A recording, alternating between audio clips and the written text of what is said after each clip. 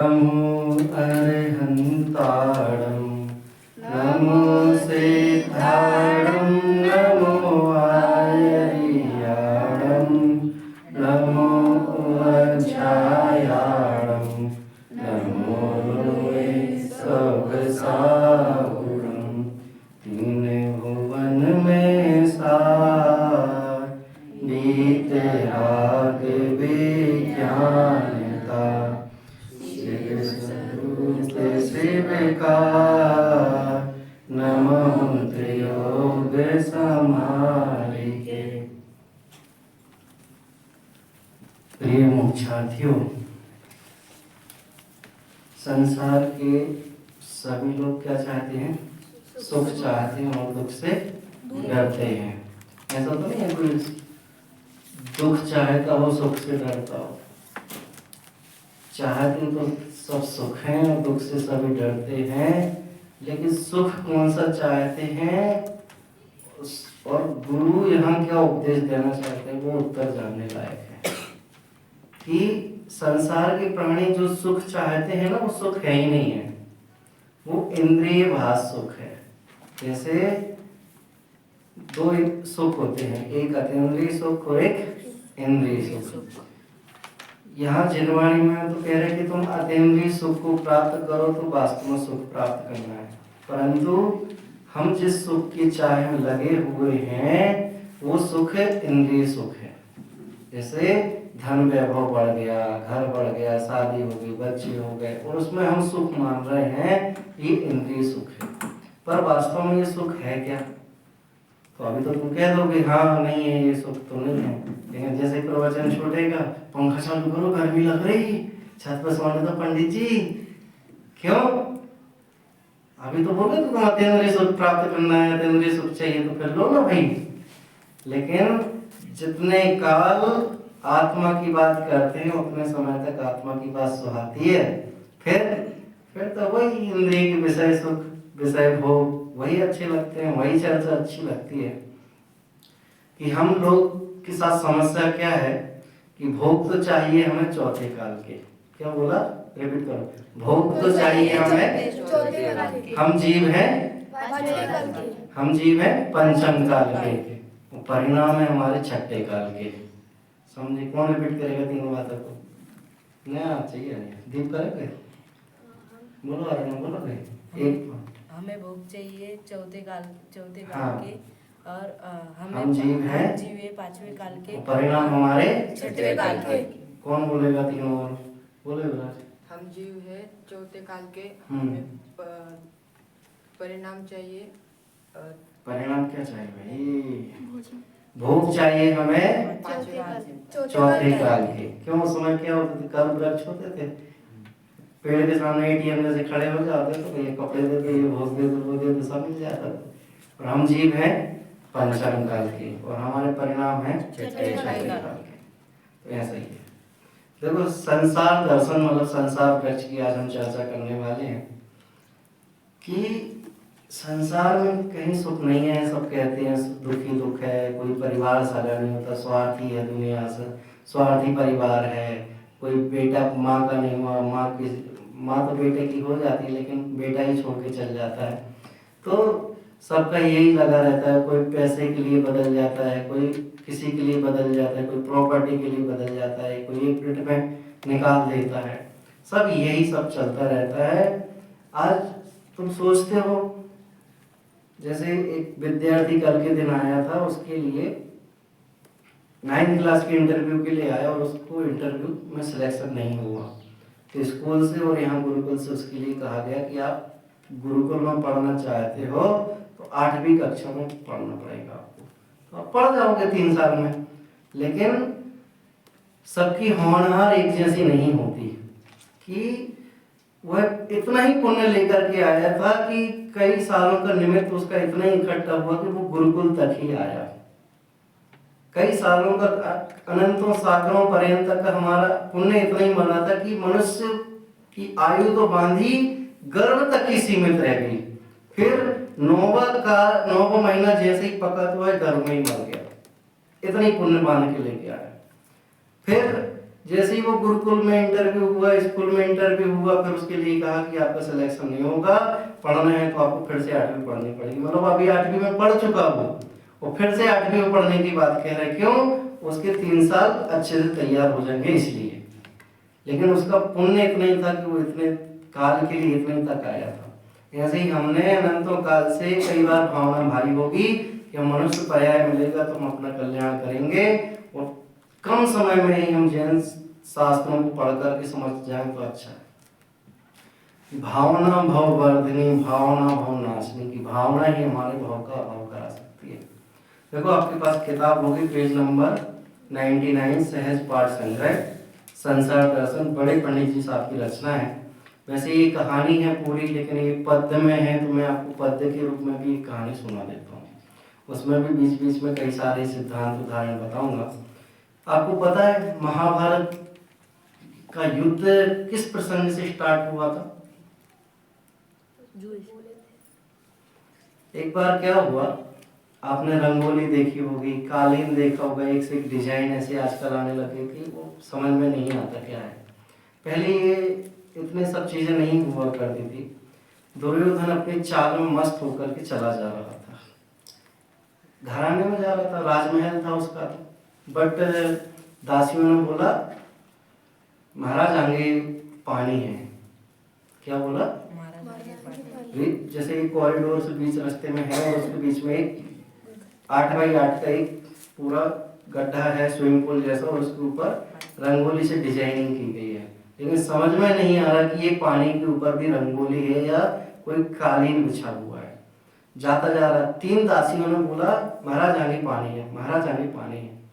सब कह रहे पानी है, पानी दिख तो नहीं रहा ना पानी। तो जैसे ही चलते चलते चलते चलते वो उस पानी में गिर गया।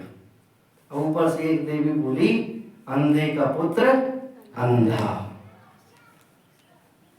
तो उसने जो दृष्टि से उसे देखा और उसने जो भाव बिगाड़े, वहीं से युद्ध की डोर चालू हो गई। इसलिए ये कहा जाता है कि कभी ऐसे किसी को ऐसे वचन मत बोलो कि वो निदान बांध ले कि मैं किसी से बुराई रखूं या नहीं रखूं, मैं इसको तो नहीं छोड़ूंगा, मैं इसको तो बिल्कुल जो होगा वैसे करके रखूंगा। अब तुम नहीं भी करना चाहो तो भी तुमने निदान बांध लिया। मैंने पूर्व के प्रवचनों में कहा था कि निदान मत बांधना कभी भी। जैसे मान लो यहाँ इस कैंपस में लड़ाई झगड़ा हो जाए, किसी कारण हमारा किसी के साथ बैर हो जाए, तो ऐसा बैर मत बांधना कि हम इसको नहीं छोड़ेंगे, नहीं तो तुम अगली पर्यायों की अनंत पर्यायों बाद भी इधर त्रिंश जाति के प्राणी बनोगे और यही तुम्हारा बैर समाप्त होगा। चलो देखो, संसार दर्शन, संसार, राम शब्द बोलने में भी एक आत्मा की फीलिंग होती है।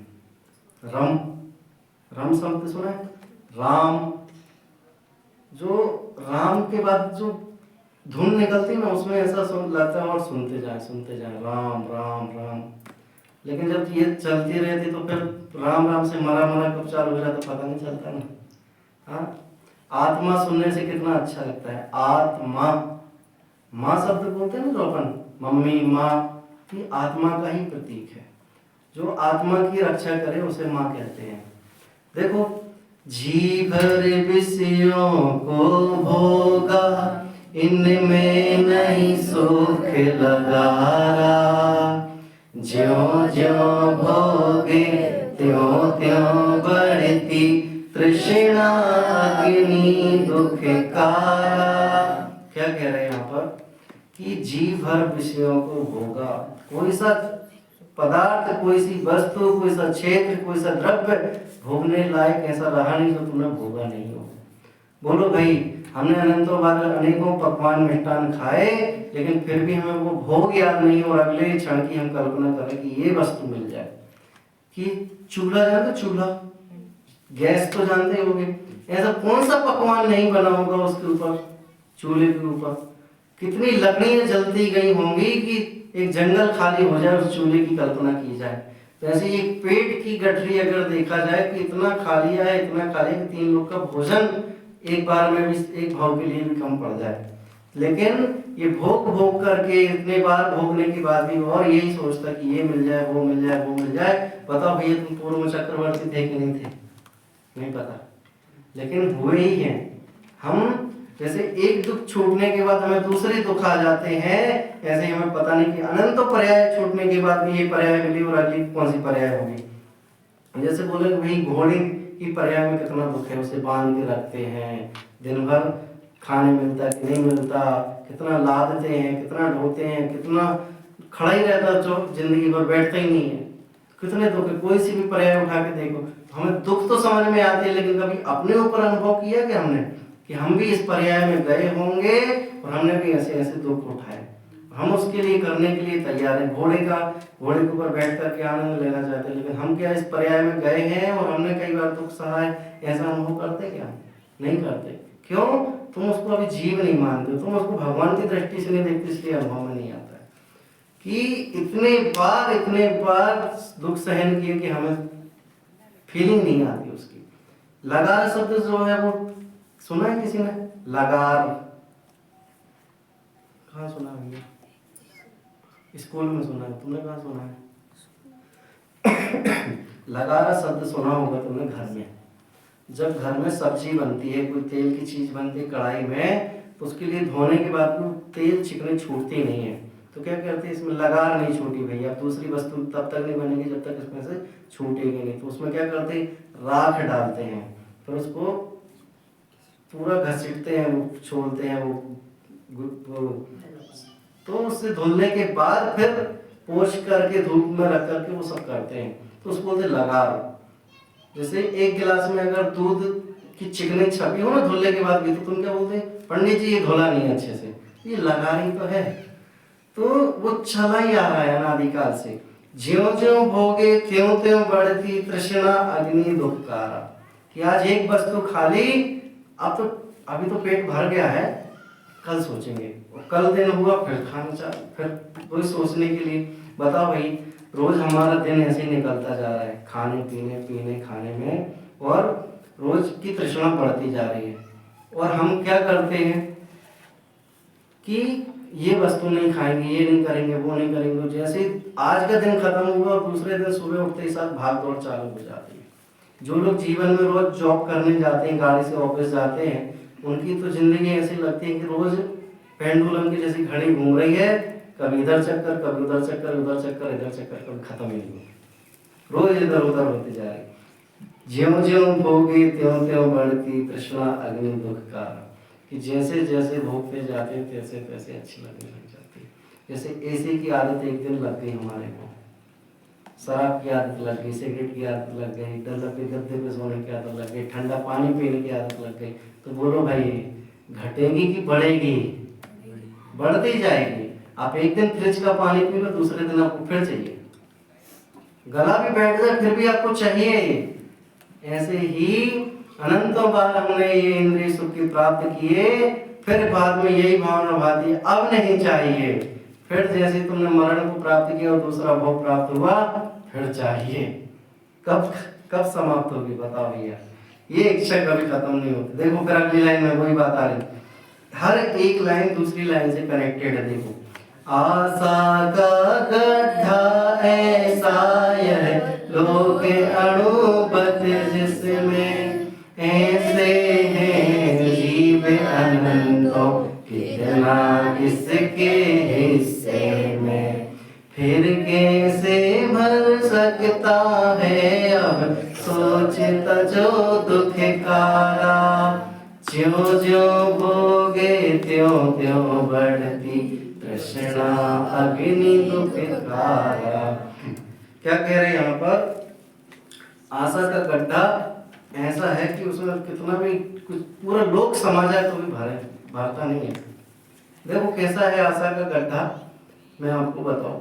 एक कुएं में मेंढक था, बहुत सारे मेंढक होते हैं वो, तो उसने मेंढक जो था वो कुएं के बराबर ही, कुएं के अंदर ही रहता, कभी पानी ऊपर भरता कभी नीचे रहता, बरसात के दिन में लबालब भर जाता, गर्मी के दिन में आके फिर लो स्तर हो जाता। जैसे ही मेंढक उस कुएं में रह करके अपना संसार ढूंढता, तो कहता कितनी छोटी सी दुनिया है यार। हाँ, इसी पूरे कैंपस में रहना, उतने से पानी कभी ऊपर होता कभी नीचे होता, लेकिन उसने संसार देखा ही नहीं था, तो उसके लिए संसार कितना कुएं बराबर। हमने संसार जितना देखा उतना। संसार की परिभाषा क्या है पता है आपको? कौन बताएगा संसार की परिभाषा? धार्मिक नहीं, लौकिक अपेक्षा से कौन बताएगा कि संसार कितना? जितना जाने उतना। क्या बोला? संसार कितना? जितना जाने उतना। कि कितना भाई संसार? अब तुम कहो अमेरिका में भी संसार है, इधर भी संसार, सोना ही है ना बस। जितना देखा उतना ही संसार है। हमारा सुख कितना इंद्रिय वाला, कि जितना हम जानते हैं उतना, जितनी हम कल्पना करते उतना। और अतीन्द्रिय सुख कितना? कि जिनसे सबसे विरक्ति हो गई और जहां जहां राग नहीं रहे उतना अतीन्द्रिय सुख अपना। समझ में आया कि नहीं आया? भाई बुखार चढ़ा है, तुम्हें लग रही ठंडी, अब कोई पंखा चालू कर दे तो तुम बताओ पंखा अच्छा लगता है कि नहीं लगता? ठंडी के समय में तो अनिष्ट है और गर्मी के समय पे इष्ट है, तो दो कल्पना हो गई कि नहीं हो गई? ऐसे ही जिसे इंद्रिय में सुख आता है उसे अतीन्द्रिय में नहीं आ सकता, जैसे अतीन्द्रिय में आता है और इंद्रियों के बीच में भी रहे तो भी उसे इंद्रियों में नहीं आता। तीन बातें कह दी। कौन बताएगा? कौन बताएगा? जल्दी बताओ, जल्दी बोलो, रिपीट करो, नहीं तो हम फिर से। हाँ बोलो भैया।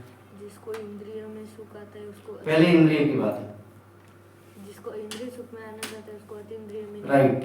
और जिसको अतीन्द्रिय सुख में आनंद आता है उसको इंद्रियों के बीच में भी रहकर इंद्रिय सुख में आता है। बहुत बढ़िया। अब कौन बोलेगा? बोलो। जो इंद्रिय के सुख में रहता है उसे अतीन्द्रिय सुख का आनंद नहीं होता, जो अतीन्द्रिय सुख में रहता है उसे इंद्रिय सुख का आनंद नहीं होता। बात पलट दी है।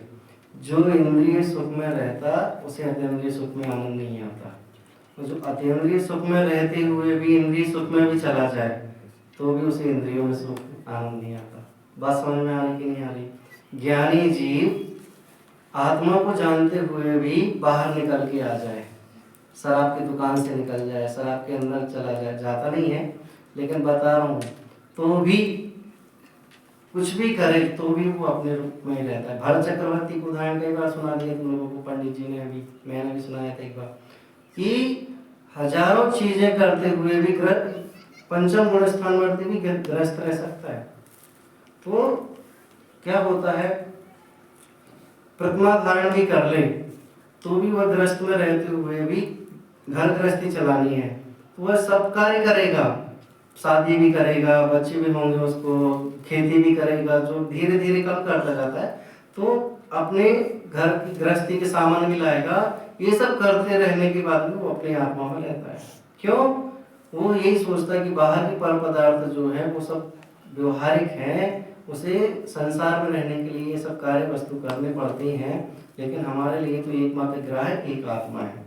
देखो दूसरी लाइन में, ऐसे हैं जीव अनंतों कितने किसके हिस्से में, कि भाई हमारे परिवार में कितने जीव हैं, कितने सुख है, कितना क्या है, ये तो सबके अपने अपने हिस्से में है। बताओ भैया, अब है तुम कर्म करोगे तो तुम्हारे लिए है कि हमारे लिए है? तुम्हारे लिए। अब तुम पढ़ोगे नहीं अर्णव तो बताओ किसके लिए कर्म है? तुम्हारे लिए है। सबके कर्म अपने अपने तुम्हारे लिए, तुम्हारे कर्म तुम्हें भोगने और हमारे कर्म हमें भोगने। संसार वृक्ष की क्या थीम है देखो यहाँ से। एक व्यक्ति जंगल में जाता है और कहे तो शराबी है, कोई भी विषयों में आसक्त है, अब इतने में कुछ कार्य करते करते उसे, संसार वृक्ष का चित्र कितने लोगों ने देखा है? एक व्यक्ति लटका रहता है उस पेड़ के ऊपर, नीचे हाथ हिला रहा है उसको, तो चूहे उसको खा रहे हैं दोनों डाल से, एक शहद का छत्ता टप लटका है तो उसके ऊपर से टप टप टपक रही है, फिर इसमें एक देव आ जाता है तो वो कहता है चलो भैया मेरे साथ, ये सुख भी क्या सुख है। अब थीम समझ में आ रही होगी, तो चलो फिर आगे।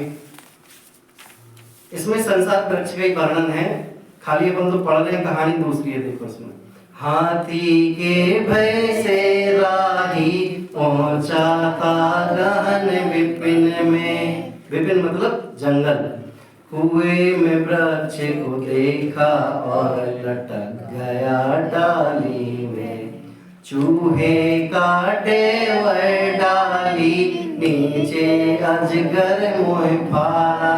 अब देखो यहाँ से स्टोरी शुरू हो रही है कि एक हाथी के भय से एक राही, राही मतलब एक व्यक्ति, कहाँ पहुंच गया, गहन घने जंगल में पहुंच गया भागते भागते।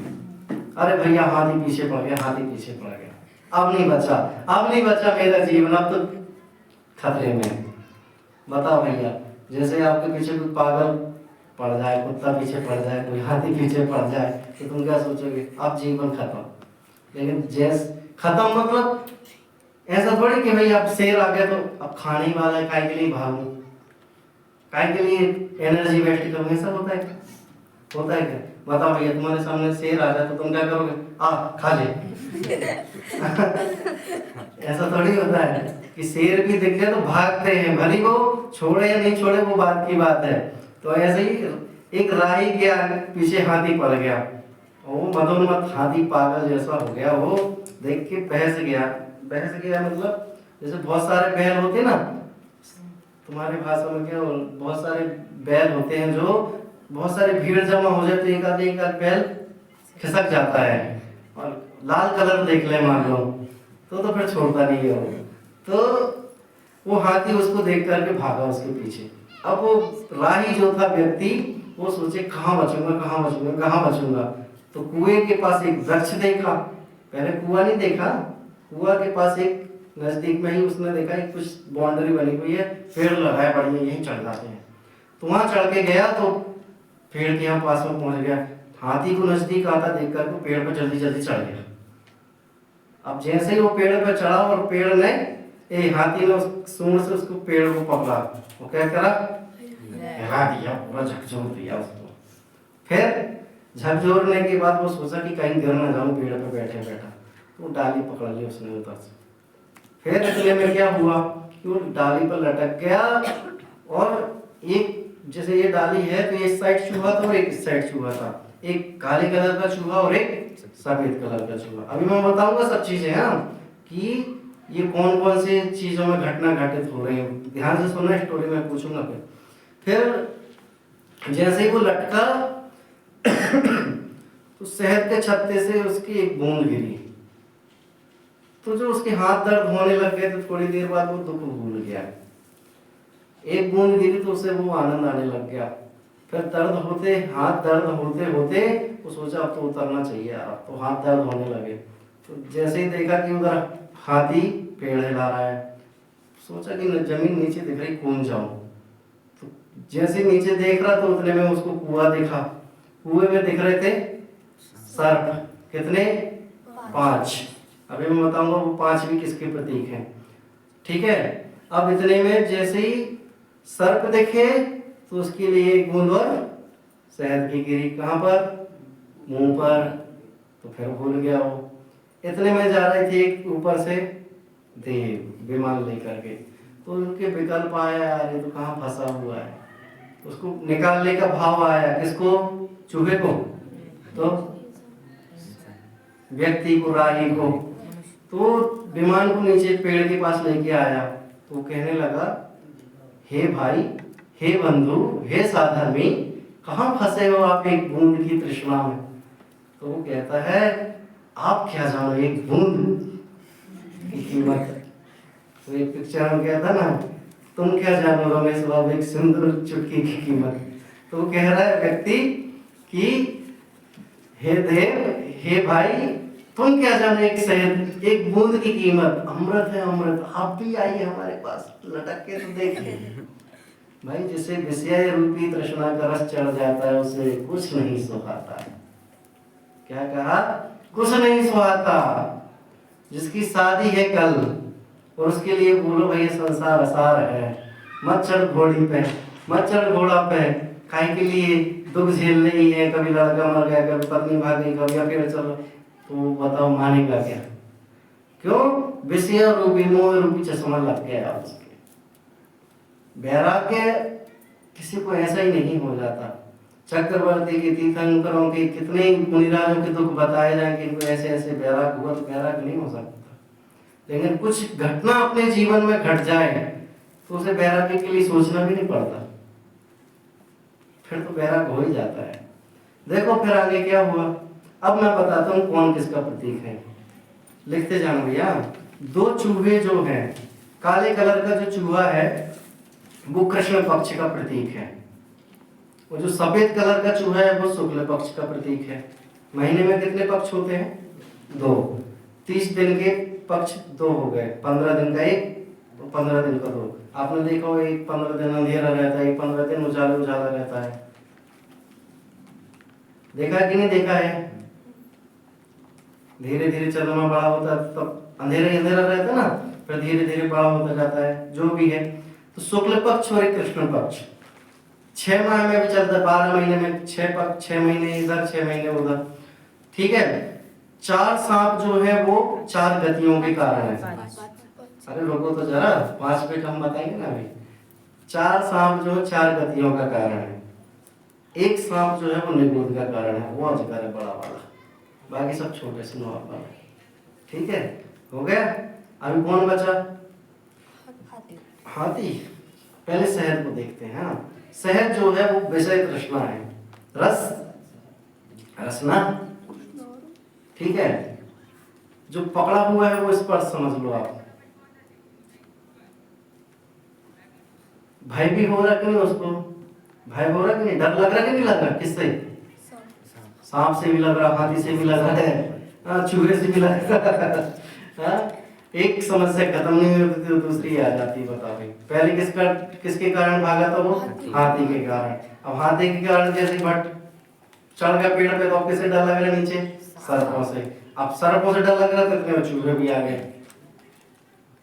अभी बताओ, देव अगर फूंक मार दे किसके ऊपर, तो बूंद गिर रही है जिसके ऊपर क्या बैठी है बहुत सारी मधुमक्खियां, जब फूंक मार दे तो क्या होगा? क्या होगा फिर? किसको? देव तो उड़ जाएगा। तो बताओ, ऐसी हालत है। लेकिन उसके बीच में भी एक एक बूंद टपक रही है शहद की, और सोच रहा है क्या सुख है, क्या सुख है, क्या सुख है। ऐसे ही हम भी, वो खाली उसकी कहानी नहीं चल रही दादा, अपनी कहानी चल रही है कि ऐसे हम विषय रूपी विषयों में हम एक बूंद के चक्कर में, अब पैसा मिलेगा, अब सुखी होंगे, अब हमारा घर बनेगा, अब हमारे बच्चे की शादी होगी, अब हमारे लिए बेटा कमा के देगा, इस आशा में बैठे बैठे हम जीवन पूरा कर लेते हैं, और अंत में क्या पाया? कुछ नहीं पाया। बताओ, जो सुख विषय रूपी रचना था वो तुमने मान लो चख लिया। अब शाम के समय पूछे तो अब तो नहीं चाहिए ना? अरे चाहिए दादा, भी भूख लगी है। हाथी की एक तरह के लिए ले सकते हैं, अलग अलग अपेक्षाओं से अलग अलग है। और देखो, पेड़ भी है जो एक इंद्रिय के लिए ले सकते हैं, है ना। देव भी है, विमान भी है, सब है।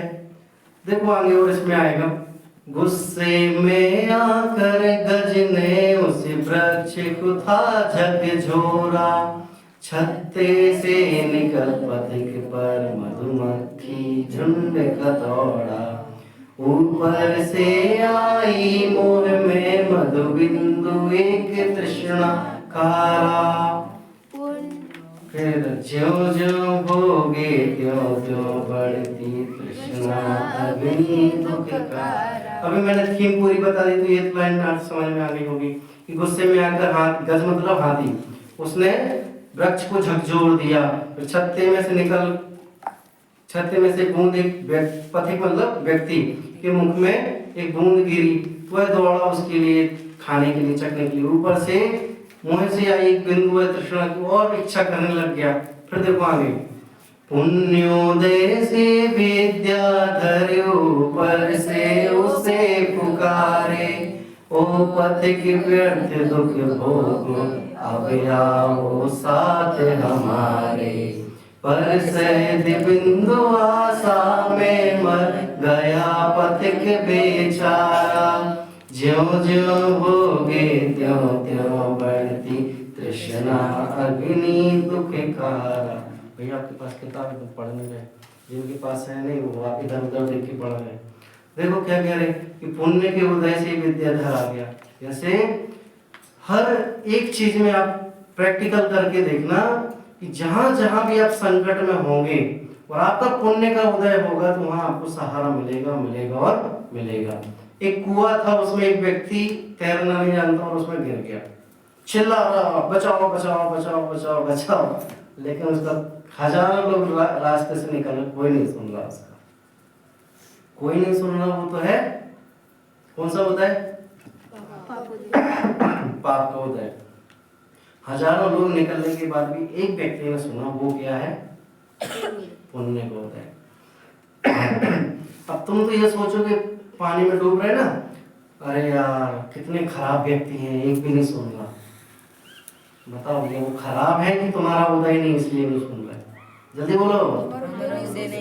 मुनिराज को आहार नहीं मिल रहा, बताओ ये नगर के लोग खराब है कि उनका उदय ठीक नहीं है? लेकिन दुनिया तो यही सोचती है यार कितने खराब लोग हैं।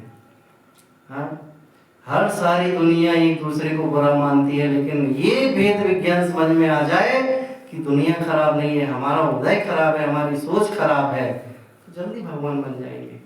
बताओ भैया, एक दूसरों से जिसकी नहीं बनती हो तो बताओ वो व्यक्ति खराब है, दोस्त खराब है, वो टीचर खराब है?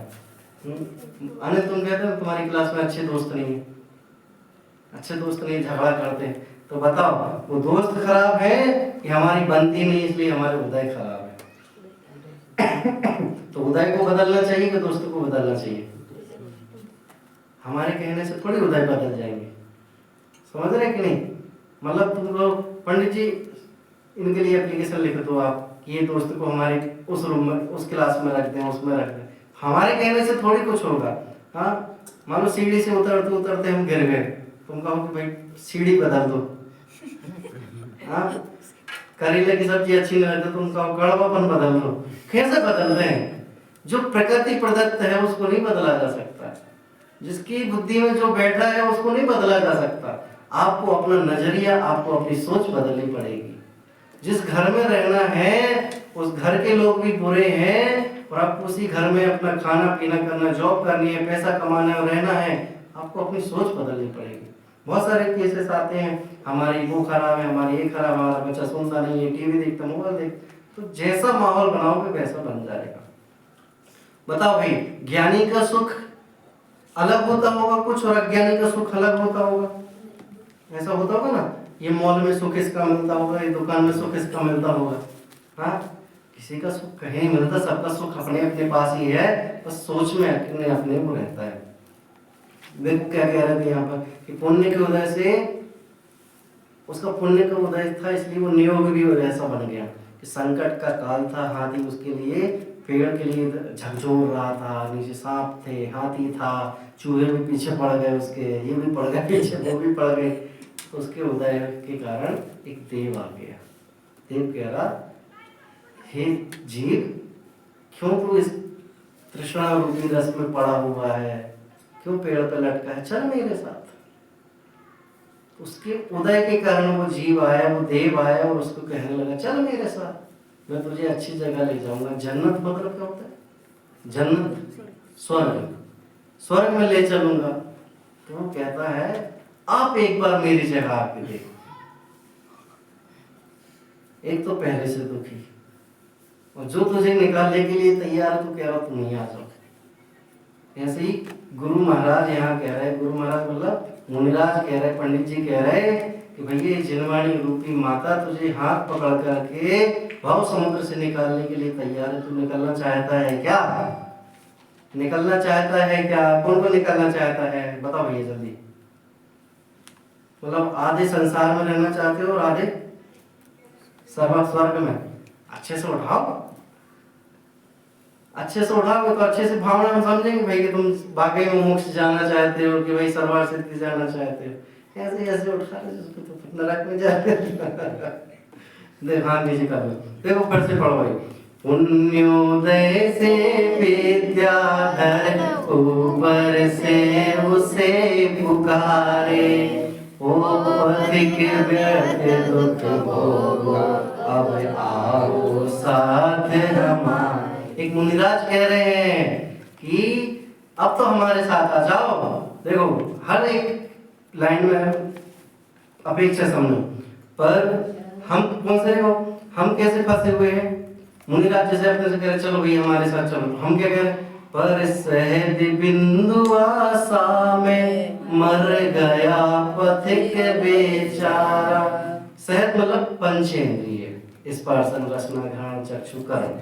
हम इन सब चीजों में अभी ठंडा मिलेगा, गर्म मिलेगा, पल्लव प्रगता मिलेगा, पंखा मिलेगा, ये मिलेगा, फिर चलो भाई नाश्ते का समय हो गया, बेल बजा हाँ भोजन का समय होगा, 3 बज गए 5 बज गए, तो ये चीजें हमें रोकती जाती है। फिर अब ये सब चीज हो गया भाई, आप कुछ सुन रहे हम हिंदी की कान तड़प रहे ना, कुछ सॉन्ग सुन लें, कोई भजन सुन लें, तो इच्छा अनुसार होता रहता है। फिर सुगंध के नाम पे क्या बेसन की खुशबू आ रही है, करण के नाम पर कुछ सब चीजें ये लगा ही रहता है कुछ ना कुछ।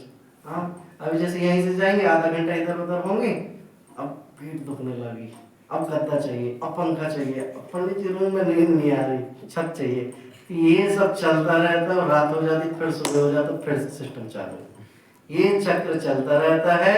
दिन होते रात होते, रात होते दिन होते, जीवन निकल जाता है। देखो फिर आगे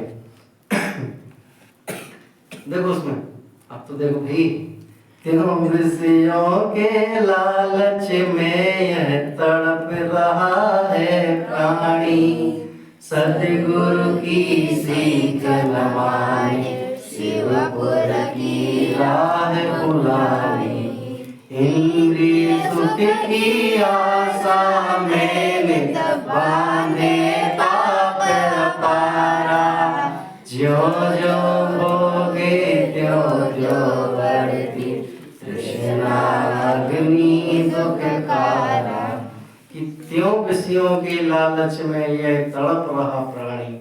हाय विषय हाय विषय हाय विषय, एक विषय खत्म नहीं होता, दूसरा बनाना चाहता है। आपने सुना होगा 56 प्रकार की दुकानें एक साथ, इंदौर की 56 दुकान, एक कैंपस ही उधर का इंदौर में, मैं गया नहीं हूँ, बस देखा ही सुना है, क्योंकि एक बार मोदी जी वहाँ पहुँच गए तो वो उधर तो फेमस हो गया।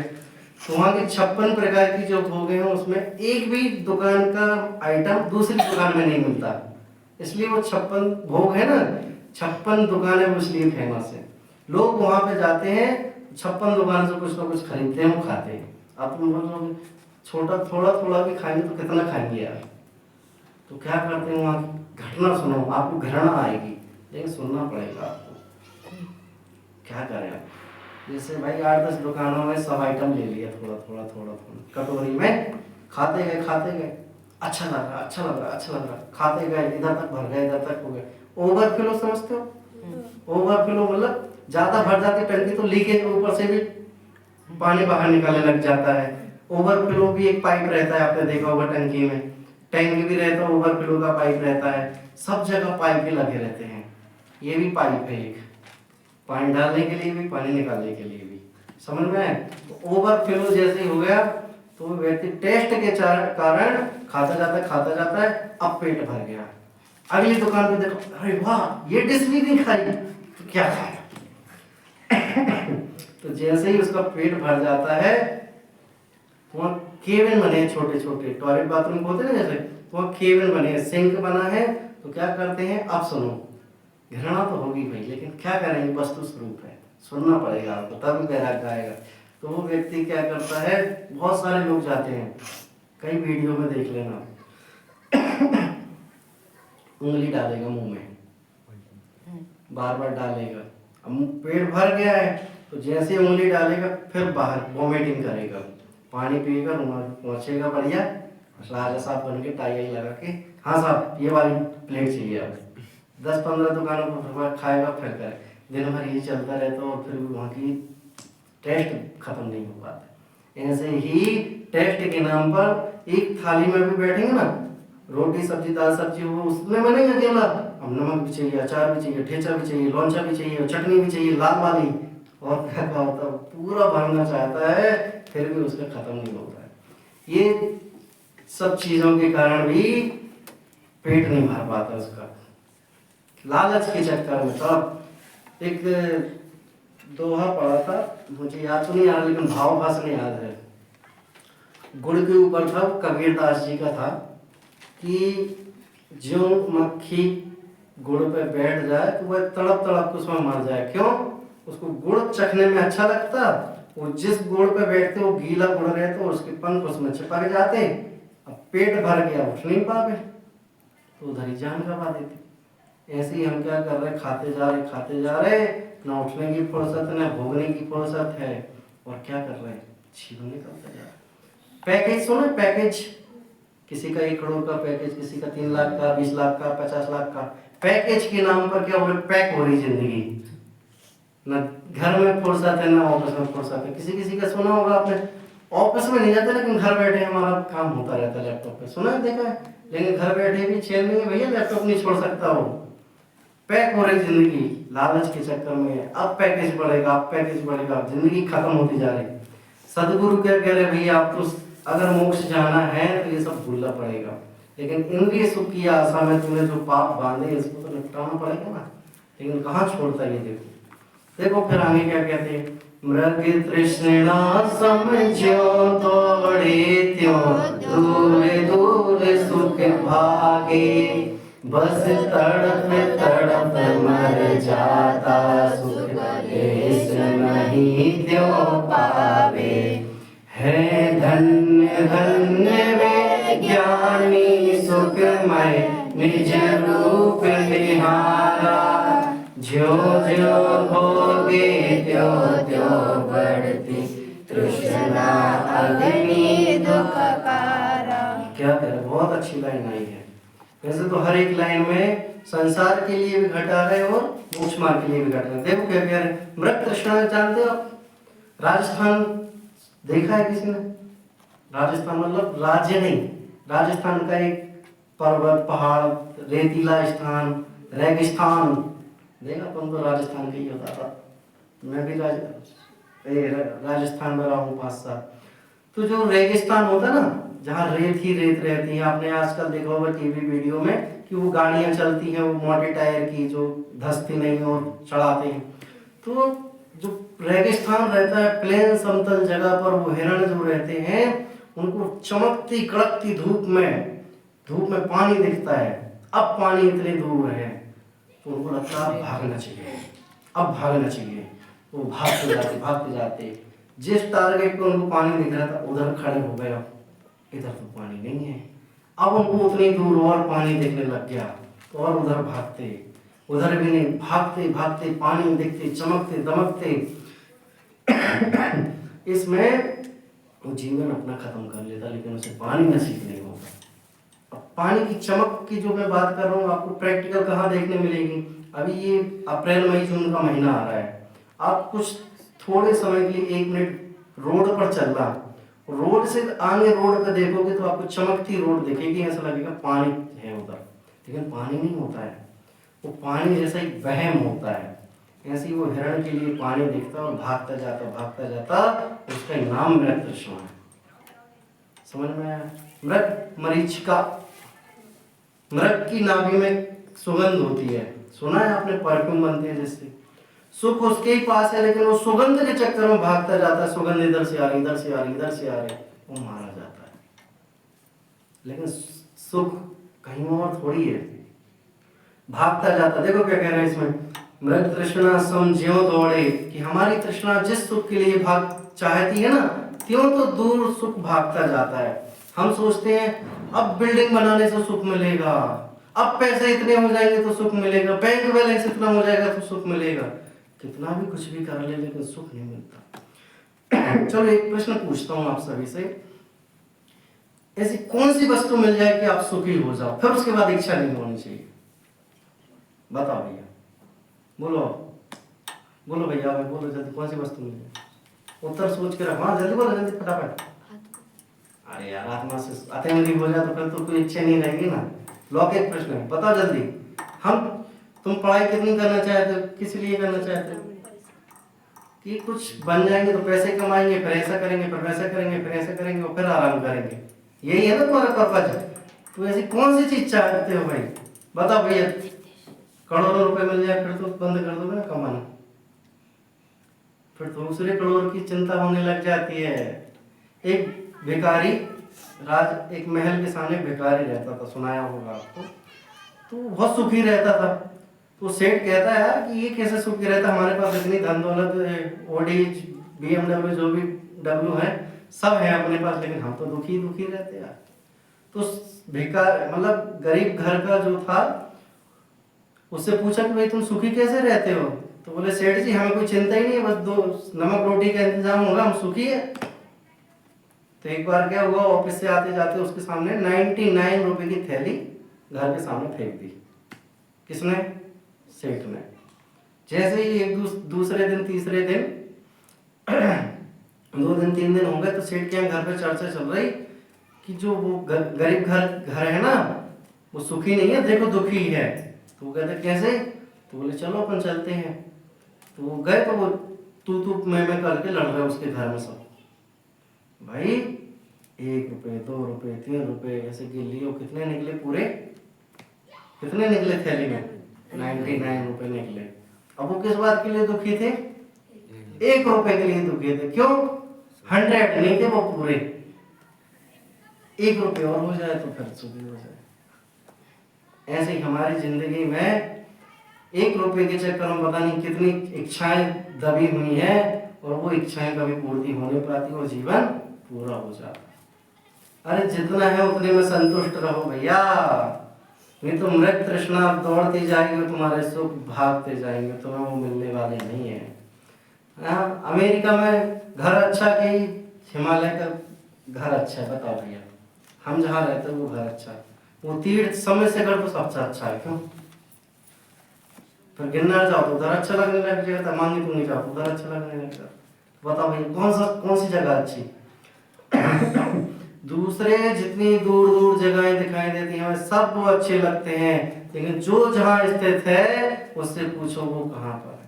आर्मी वाला सोचता हम घर में होते, घर वाला सोचता है उसकी इतनी इनकम हो जाए हमारी, सब यही सोचते हैं। ऑफिस वाला सोचता है कब घर जाएं, वो घर वाला सोचता है हमें भी उसकी जैसी जॉब लग जाए। जो सुखी है वो दुख की कल्पना करते हैं इंद्रिय की, और जो दुखी ऑफिस में बैठे हैं टेंशन में, वो सोचते हैं हम घर आ जाएं।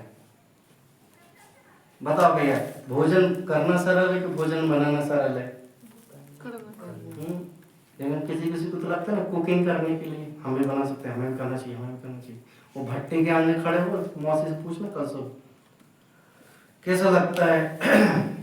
मजबूरी है, मजबूरी। मुनिराजों को आहार करने के लिए आना पड़ता है, मजबूरी है, जरूरी नहीं है।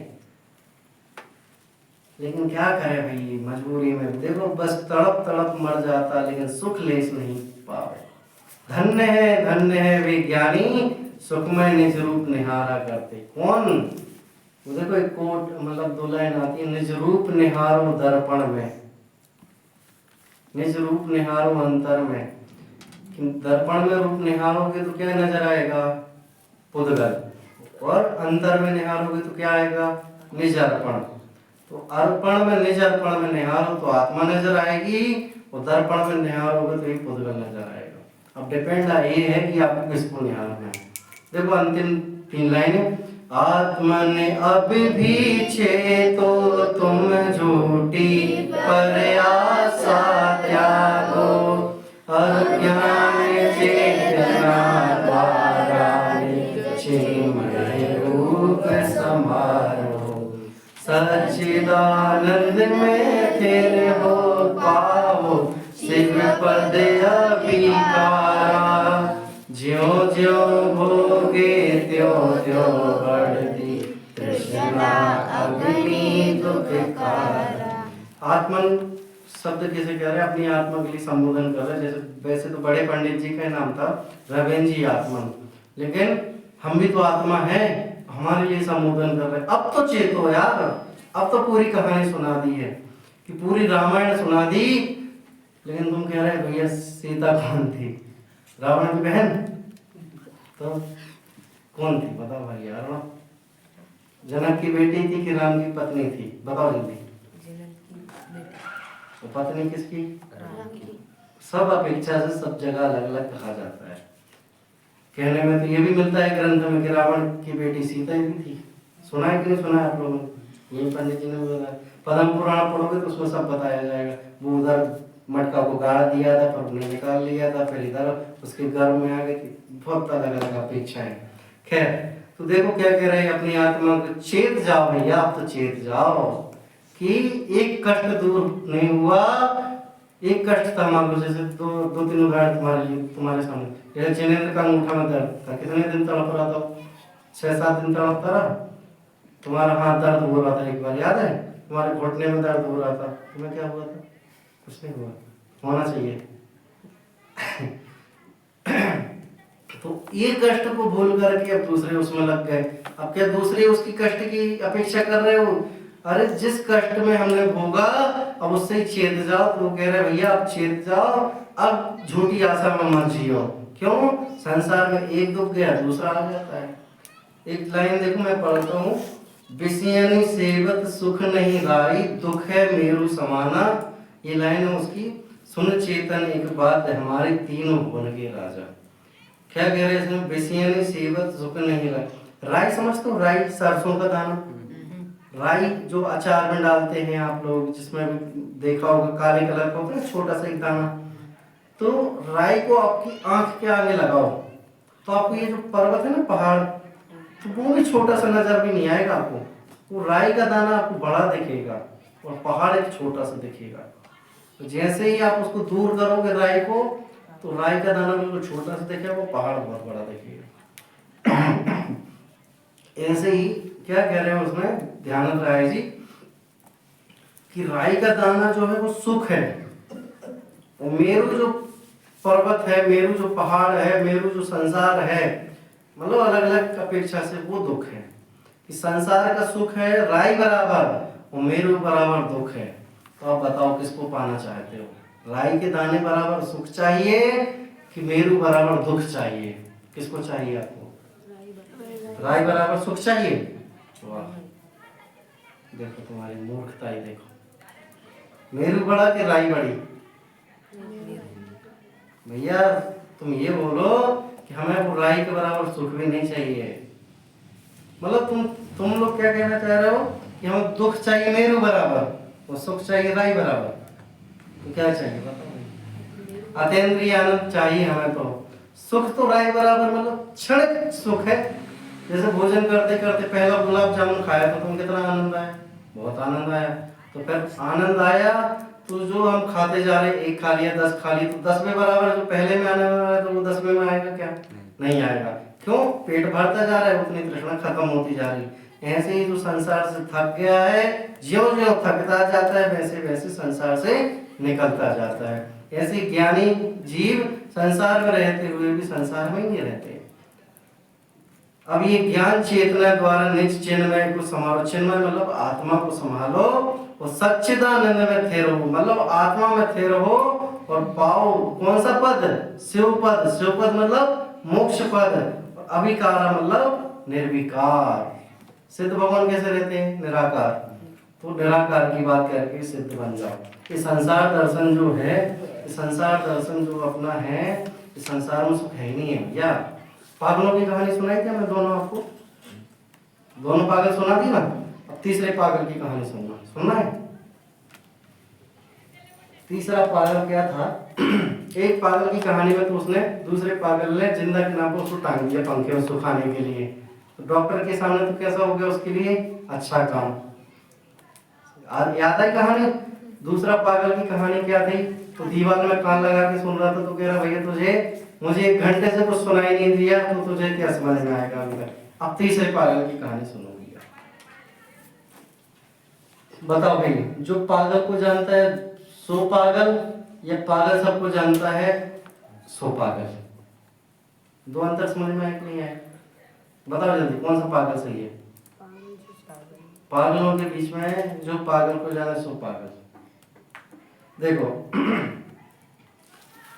अभी हम जो पागल की कहानी सुनाई तो उसमें से नहीं सुना, हम दूसरी पागल के लिए बता रहे हैं कि